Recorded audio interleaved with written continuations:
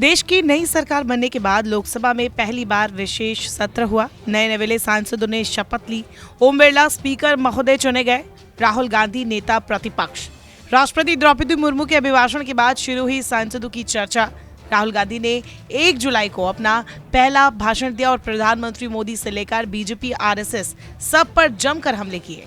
इसके बाद 2 जुलाई को प्रधानमंत्री मोदी ने करीब 2 घंटे 17 मिनट तक भाषण दिया और कई तीर चले जो विपक्ष खासकर की कांग्रेस को चुभने वाले रहे।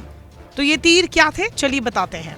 प्रधानमंत्री मोदी ने बिना नाम लिए राहुल गांधी पर तंज कसते हुए एक किस्सा भी सुनाया और कहा, जब कोई छोटा बच्चा साइकिल से चलता है और गिर जाता है तो कोई बड़ा आदमी आकर उसे संभालता है। वो रोए नहीं, इसलिए कहते हैं कि अरे चींटी मर गई, तुम तो अच्छे से साइकिल चलाते हो। उस बच्चे का मन बहला देते हैं। पीएम मोदी ने कहा कि एक बच्चा खुश था और परिवार मिठाई बांट रहा था। जिस बीच टीचर आया तो उसने कहा कि किस बात की खुशी मना रहे हो। 100 में से 99 नहीं बल्कि 543 में से आए हैं। प्रधानमंत्री मोदी ने आगे कहा, अब उस बच्चे को कौन समझाए कि तुमने फेल होने का विश्व रिकॉर्ड बना दिया है। इनकी बयानबाजियों ने शोले फिल्म को भी पीछे छोड़ दिया है। आप सबको शोले फिल्म की मौसी जी याद होंगी। तीसरी बार तो हारे हैं, पर मौसी मॉरल विक्ट्री तो है ना। 13 राज्यों में 0 सीटें आई हैं। अरे मौसी तो क्या हुआ है, हीरो तो है ना। अरे मौसी जी, पार्टी की लुटिया तो दुबई है, अभी सांसें तो ले रही है।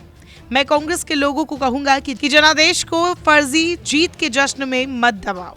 अपने भाषण में प्रधानमंत्री मोदी ने कांग्रेस पर हमला करते हुए कहा, मुझे नहीं पता कि कांग्रेस के जो साथी दल है उन्होंने इस चुनाव का विश्लेषण किया है कि नहीं किया है। ये चुनाव इन साथियों के लिए भी एक संदेश है। अब कांग्रेस पार्टी 2024 से एक परजीवी कांग्रेस के रूप में जानी जाएगी। 2024 से जो कांग्रेस है वो परजीवी कांग्रेस है और परजीवी वो होता है जो जिस शरीर के साथ रहता है उसी को खाता है। कांग्रेस भी जिस पार्टी के साथ गठबंधन करती है उसी के वोट खा जाती है और अपनी सहयोगी पार्टी की कीमत पर वो फलती फूलती है और इसीलिए कांग्रेस परजीवी कांग्रेस बन चुकी है। अब तक राहुल गांधी के विरोधी उन्हें पप्पू कहकर संबोधित करते रहे हैं, लेकिन इस बार प्रधानमंत्री मोदी ने लोकसभा में अपनी स्पीच के दौरान नाम लिए बिना कई बार उनका बालक बुद्धि कहकर मजाक उड़ाया। प्रधानमंत्री मोदी ने कहा, जब उन पर बालक बुद्धि पूरी तरह सवार हो जाती है तो ये किसी के भी गले पड़ जाते हैं। ये हजारों करोड़ रुपए की हेराफेरी के मामले में जमानत पर है। ओबीसी पर टिप्पणी के मामले में सजा पा चुके हैं। सुप्रीम कोर्ट के आदेश पर टिप्पणी को लेकर माफी मांगनी पड़ी है। इन पर वीर सावरकर के अपमान का मुकदमा है। इन पर देश की सबसे बड़ी पार्टी के अध्यक्ष को हत्यारा कहने का मुकदमा है। इन पर कई अदालतों में झूठ बोलने के केस है। बालक बुद्धि में ना बोलने का ठिकाना होता है, ना व्यवहार का ठिकाना होता है। बालक बुद्धि जब पूरी तरह से सवार हो जाती है तो ये सदन में भी किसी के गले पड़ जाते हैं। सदन में बैठकर भी आंखें मारते हैं। इनकी सच्चाई पूरा देश समझ गया है, इसीलिए देश इनसे कह रहा है, तुमसे नहीं हो पाएगा।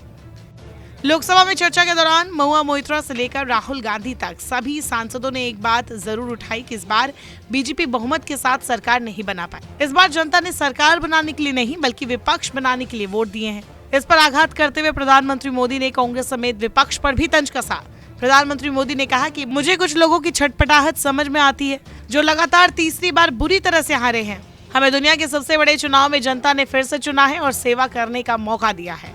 प्रधानमंत्री मोदी ने इस दौरान बिना नाम लिए राजीव गांधी पर भी तंज कसा और कहा, हम अगर 2014 को याद करें तो हर जगह निराशा थी। तब यही सुनाई देता था कि इस देश का कुछ नहीं हो सकता। भारतीयों की हताशा का हाल ये था कि हर दिन घोटालों की खबरें आती थी और सैकड़ों करोड़ के घोटाले हर दिन आते थे। ऐसी स्थिति थी कि घोटालों की होड़ थी। पूरी बेशर्मी के साथ स्वीकार भी कर लिया जाता था कि दिल्ली से 1 रुपया निकलता है तो 15 पैसे पहुंचता है। बता दें कि 15 पैसे वाली टिप्पणी 1985 के वक्त पूर्व प्रधानमंत्री राजीव गांधी ने ही की थी। प्रधानमंत्री मोदी ने अपने 2 घंटे 17 मिनट के भाषण में कांग्रेस, राहुल गांधी और गांधी परिवार पर कई हमले किए। इमरजेंसी के जरिए इंदिरा गांधी पर निशाना साधा तो वहीं नेहरू का भी जिक्र किया।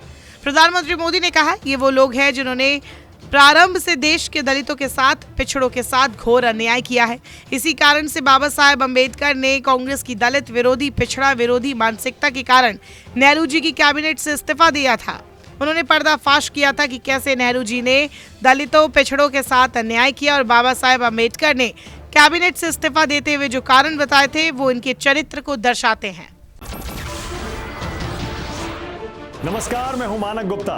अगर आपको हमारा ये वीडियो पसंद आया हो तो इसे लाइक और शेयर जरूर करें और हाँ, हमें सब्सक्राइब और फॉलो करना ना भूलें। ताकि आप देश और दुनिया की कोई खबर मिस ना करें। तो जुड़े रहिए हमारे साथ और देखते रहिए News 24।